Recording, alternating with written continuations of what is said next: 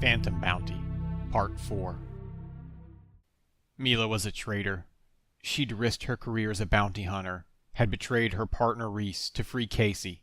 Was it all worth it? Had Casey been telling the truth about her father developing bioweapons? Mila snuck a glance at Casey as she returned to the co-pilot's seat. The dark-haired woman offered her a small smile, then harnessed herself into the seat. Mila's childhood friend, a terrorist. The emptiness of space loomed before them. Nothing but darkness beyond Divana's forward screen. Mila gripped the controls so tightly her hands ached. "I've managed to mask your signal," Casey said. "But it's a temporary fix only. We have half an hour, no more." "How?" Casey explained the method, and Mila shook her head, partially in awe of the hacking skills required, partially in dismay over the length of the resulting prison sentence if she were caught at it. "Could have used that trick myself a time or two," Mila muttered. "Not if you want to stay on the right side of the law." Casey cleared her throat. "After this is over, of course. Just picked up the signal on the scanner. Gotta be my contact. The ship's waiting a few clicks from the jump point." Mila's hands grew tighter on the controls as she glanced at the scanner screen. Space normally held the dual promises of endless possibility and endless danger, but today it held only danger for her. "Any sign of the advocacy?" Mila asked tightly. "Not yet, but they'll follow. They always do. Get me to my contact, and we'll execute the plan." Mila tried to calm her breathing, but her heart was racing, and she couldn't make it stop. It was supposed to be simple. Mila would pull up next to the contact ship. Casey would knock her out, then transfer to the other ship. When Reese and the advocacy found Mila, she'd tell them Casey took her ship and ran with it. Then everything could go back to normal. Or almost normal. Would Reese believe the lie? Could she lie to him? This was stupid. So stupid. She'd acted rashly.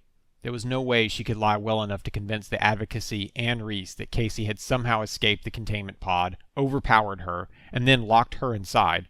But Mila didn't have another solution. "Straight ahead." Casey plotted new coordinates, and Mila followed the trajectory. A long, sleek yacht came into view in front of them. A few thin lights gleamed along the length of the 890's hull.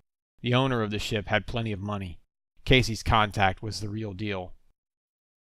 "Freelancer," came a voice over the comm. "State your business." Casey replied, "Tell S, whispering when approaches." "Around which sun does the finest planet orbit?" "Ilios." Mila's heart skipped a beat, and she slammed a hand over the comm, silencing it. "Ilios," she hissed. "Like the project?" Casey's brows rose for a split second, then her expression smoothed. "Exactly like that." "I thought you destroyed all that data." "S has cleared you for docking," the comm interrupted. "But we'll need to scan you at close range." Casey pushed Mila's hand out of the way and hit the comms. "Roger that." "Tell me what's going on," Mila hissed. "What is this about, Ilios?" Casey sighed.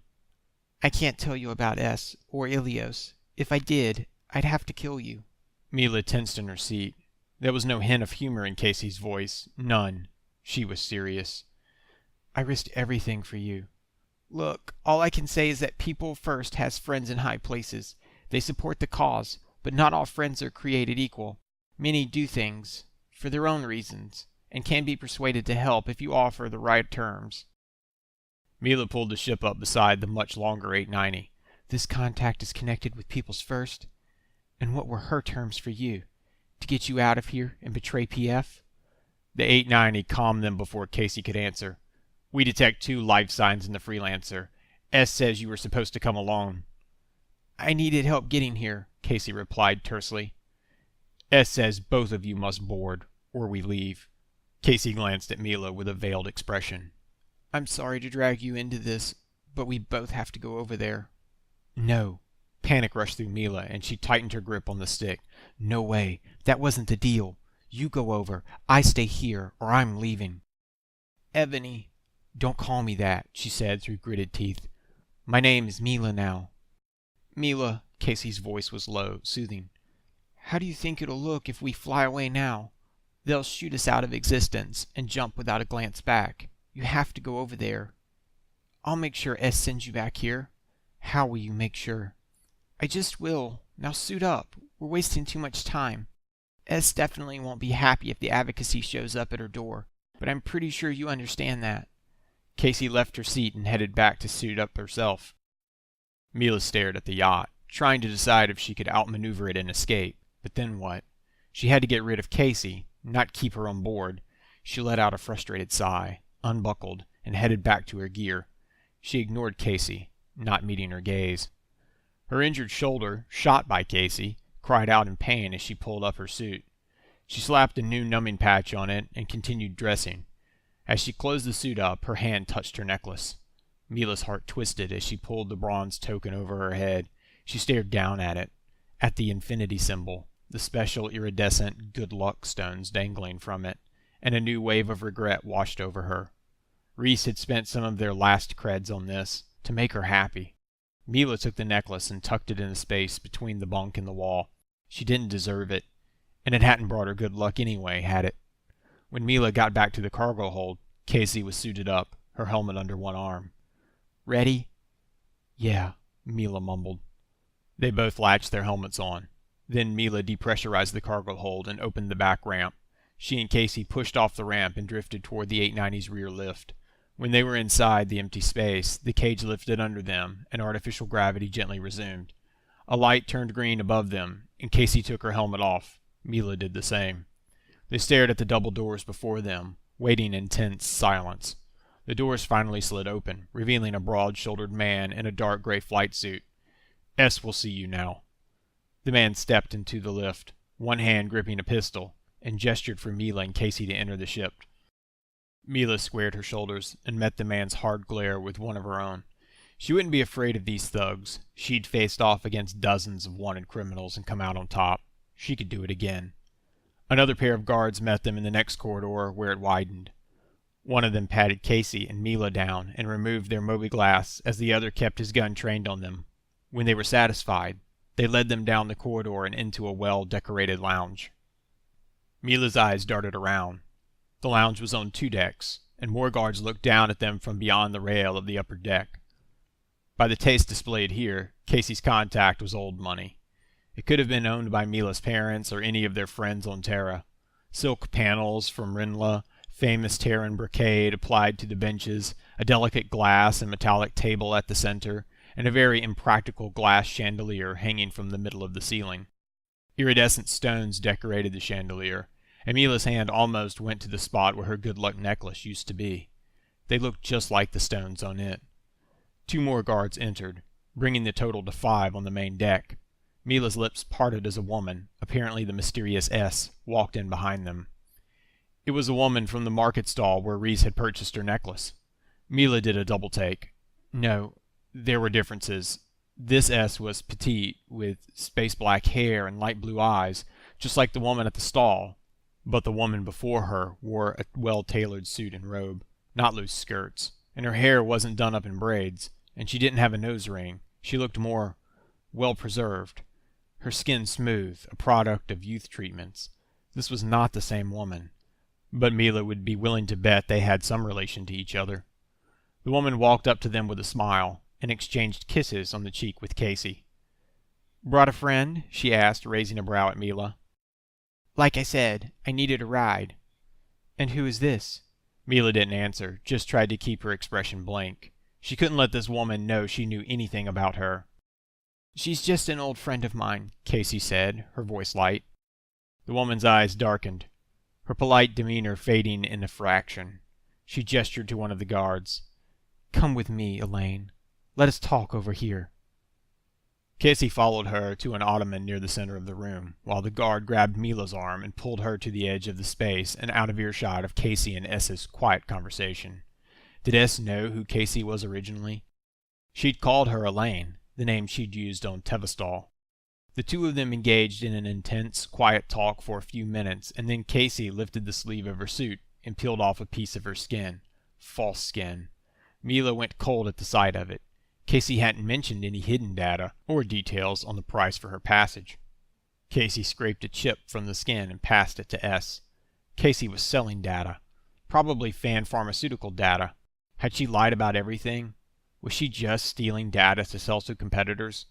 Anger started to bloom in Mila's chest, and she fought to keep her mouth shut. All that mattered now was that Mila got out of this alive and unscathed. Casey finished her transaction and returned to Mila. "What was that?" Mila hissed. Casey's expression was tight. "She'll let you go back to your ship just as soon as she checks my payment." A new guard ran through the door. "Madam, the Advocacy was spotted by our scout. We need to jump. Now." "Wait, no." Mila looked toward the door they'd come in. Send me back. Send me back now." S shot them a glare and gestured to the guard behind Mila. "Take them to a room until after the jumps." Jumps? This was starting to get a lot more complicated. "Let me get back to my ship." Mila's voice rose. Casey dug her nails into Mila's hand and leaned close, whispering, "They won't let you now. Keep it together if you want to survive this." Mila lurched to the side, trying to make a desperate run back out to her ship. The guards closed in on her, grabbed both of her arms, and dragged her the other way. She went limp, no longer fighting it as the realization of what happened sunk in. They took her up a flight of stairs and opened the first door they came to, pushing her inside. "Harness up. We'll be jumping soon," one of the guards said. The door slid closed, and she heard the lock engage. Mila took a panicked look around the small room and then sank down in the jump seat. Tears brimmed in her eyes as she buckled in. She'd messed up. She'd always been able to get out of scraps before. Always. But not this time. She just kept sinking deeper into a pit that appeared to have no bottom. The ship hummed softly as it powered up, and in mere minutes she felt the woozy sensation of the first jump. Another soon followed, and Mila's hope died as they traveled further and further away from her ship.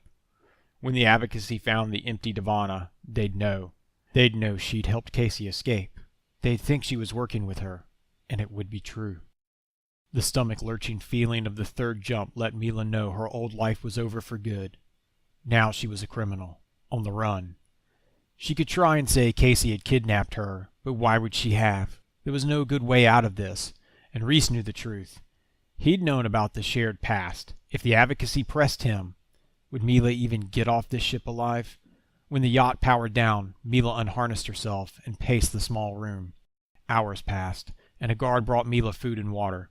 The reconstituted food tasted like death, like a last meal before the end, and a terrible one at that. She could barely wrap her mind around what she'd done, how much her life had changed in just a few hours. Then the locks disengaged on her door again, and she turned as it slid open. Casey slipped through and quickly closed it. "The guards are busy, for the moment. This might be our only chance to talk." "You lied to me. You knew." "No, I didn't. I hope to get you back to the ship." "I can never go back now, Casey. Not ever." "Shh, I'm Elaine here." Casey looked completely calm, unbothered by the fact that Mila's entire life was hanging in the balance. Mila rushed Casey and shoved her against the metal wall. "They're not gonna let me walk out of here, are they? I'm an unknown entity. I was never supposed to be here." Casey winced with pain and her forehead creased with worry. Sybil will make sure she knows who you are before she lets you leave now. And when she finds out you're a bounty hunter..." "Well, I think I know something about her. There was this woman selling trinkets at the market." "A younger sister. You don't say a word about knowing anything, understand? She'll kill you if she thinks you know anything about her. She operates under the illusion that we don't know anything." Mila backed away from Casey, feeling dizzy. "You lied to me. You're selling data." "Not bioweapons. When we do jobs, we collect harmless or even beneficial research to sell and fund our cause. But I'm funding my escape with it this time." "What is it? What did you just sell?" Mila's voice rose as she spoke, and she tried to calm herself down, but her mind was racing. "The formula for a medical treatment that hasn't been patented yet." "How can I believe that?" "Look, we don't have time for this." Casey placed her hands on Mila's shoulders, forcing her to look in her eyes. "You know about her family. She's going to find out about you. There's no way she's letting you just go back to your regular life now. You have one choice." Mila shrugged off Casey's hands. "What?" "You come with me. I'm going to try to convince her to let us disappear together." "No." Mila began to pace the room again. "I can't just leave the Empire.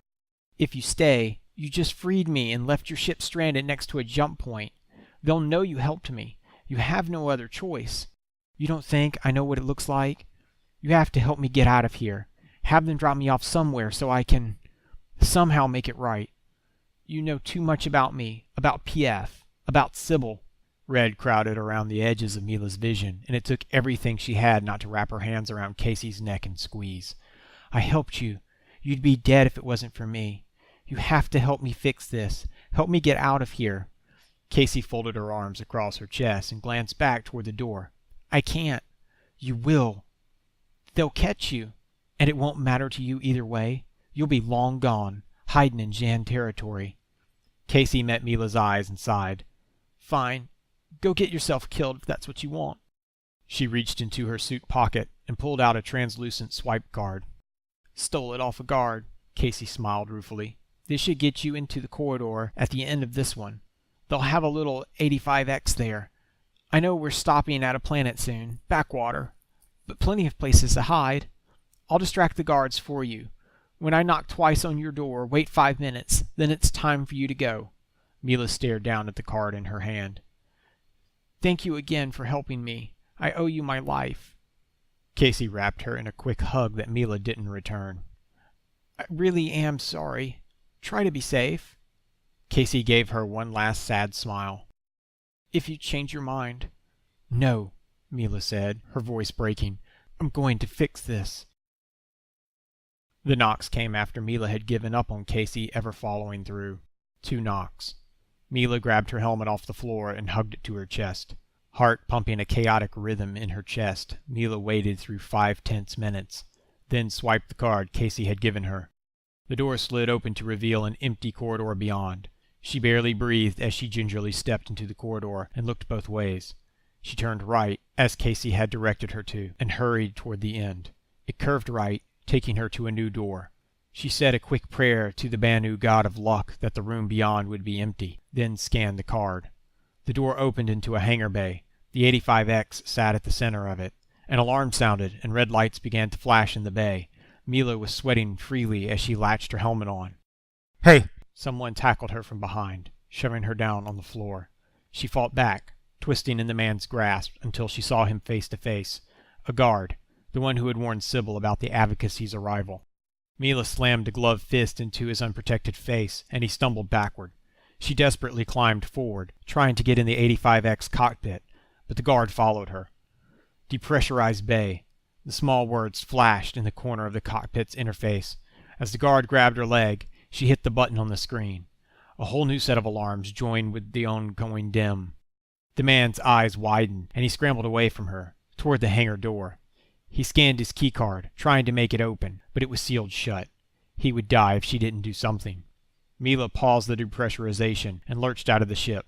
She crashed into the man, seeking the pistol he held in his grip. She slammed an elbow into his gut again, and he released the gun. She picked it up and trained it on him. Last chance to get out, she yelled. He stared at her wild-eyed and scanned his card again. This time the door opened. Several guards waited beyond, but he yelled something to them, and they didn't try to enter. The door slid shut, and Mila climbed back into the ship, tossing the pistol into the seat beside her.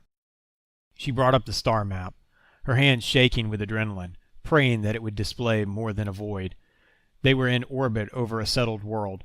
She chose a landing site to the west of the closest city. She could abandon the ship there, hide in the wooded hills, wait it out until she was sure Sybil and her guards had given up waiting for her to emerge.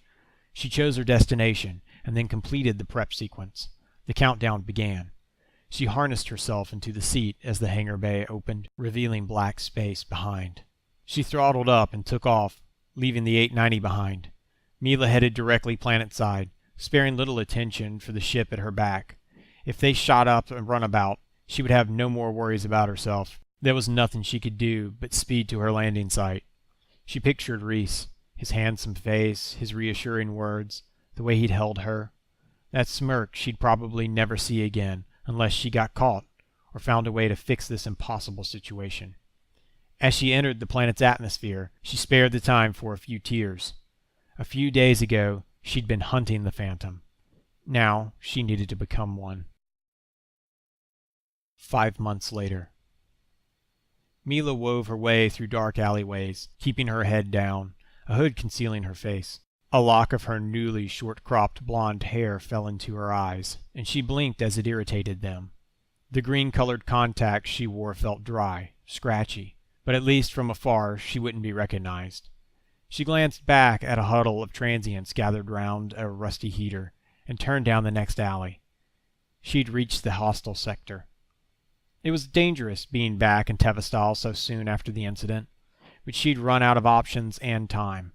A dozen small-time jobs had funded her existence along the way, but now there was even more bounties on her head. She'd been hunted for months, had been nearly caught, but so far she'd gotten away, and this was the one place they'd probably never expect her to return. Mila gritted her teeth and walked down the dark alley between two hostels. A cracked globe flickered, guiding her to a hostel entrance. She pushed open the door, and the scent of piss wafted over her. Barely registered. This place was only half as filthy as most of the places she'd slept the past few months. Voices rang through the thin metal walls. Arguments, the sound of two people moaning and grunting, an old vid playing at full blast. Mila found an unoccupied room and went inside. Dim sensor lights lit up the room. The place had a film of filth coating it, but it would do. She shut the door behind her and activated the second-hand mobiGlass on her wrist. Her hacking program did a quick job of activating the room tab. The lights and power came on in response, and she pulled her Mobi away. It would stay on until she ran her program again. No creds needed. Which was good, because she didn't have many left. A glance around the now well-lit room brought a flood of memories back. The pain came with it, weighing Mila down. She sank to the dirty mattress. She and Reese had tracked the Phantom to a room like this one. Mila did something she hadn't done for weeks. She brought up the news search she'd saved to her mobiGlass to see if anything had changed since she'd last checked. Fan Pharmaceutical CEO under investigation. She rewatched the vid of Casey's father being arrested with the sound turned off. Owen Fan's face was the same regal countenance she remembered from growing up. When Mila had first heard that the truth about the biological weapons had leaked, it had been a relief to learn that Casey had at least been telling the truth about that. And even more importantly, Mila's mother had been kept completely clear of the breaking scandal. Knowing that Fan wouldn't be making weapons anymore was the only glimmer of light in these recent dark days. Almost without thinking, Mila accessed another archived news story. An image of herself flashed in the air before her, or at least what Mila used to look like. It was the photo the advocacy had been using on her bounty. Ebony Salinas charged with aiding and abetting the Phantom. The article speculated on the nature of the terrorism, on the relationship between Mila's parents and Fan Pharmaceuticals, and on Mila's motives. Even with the revelation of biological weapons, it hadn't changed the fact that the Phantom had wreaked havoc for months. Casey, and by association, Mila, were still considered criminals. The article had included a small photo of Reese as well. He had been held for questioning, but with no proof of any wrongdoing on his part, he had eventually been released. Mila reread the final line. Ebony Mila Salinas is still at large, with several bounties on her head for crimes ranging from petty theft to terrorism. She scanned back up to see Reese's face one more time, but it was like a knife through her heart. She turned off the Mobi. She needed to get to Xian territory fast, and she only knew of one woman who could help her there, Sybil. But she'd been unable to dig up anything useful on the woman. All she knew was that she was related to that peddler who had sold trinkets in the Tevastal Market Square on Pilgrim's Day. So that's who Mila needed to find. Sybil might have her guards shoot Mila on sight after what she'd done, but Sybil had helped Casey for a price. And Mila was desperate enough to pay just about any price Sybil asked. She'd learned a few weeks ago that Reese was hunting her down, trying to bring her in, that her time was running out. Maybe if he did find her again in Xian territory, free of the advocacy influence, she could explain. She could hope for his forgiveness, if nothing more. But until then, she'd be a Phantom, doing what she needed to stay free.